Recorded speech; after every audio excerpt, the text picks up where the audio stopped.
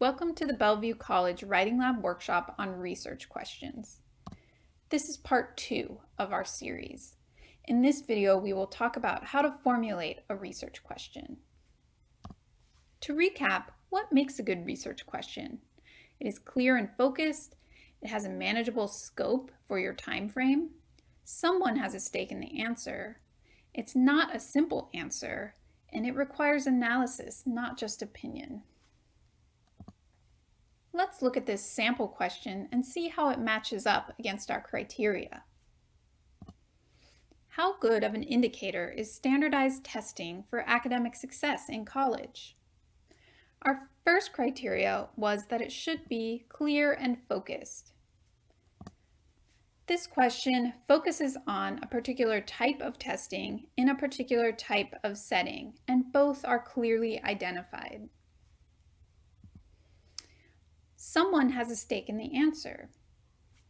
In this question, it's relevant to an academic audience, including students, faculty, administrators, even parents, and possibly employers.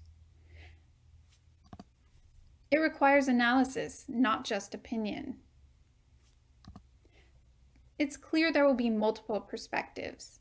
Asking the question in itself is just one of them. It cannot be answered simply. This is not a yes/no answer. Now you try it. Start by choosing a general topic that you find interesting. You can start broad here.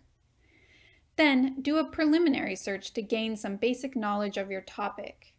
You can do a Google search, read a Wikipedia page, maybe even search the library database and skim the titles of sources that come up.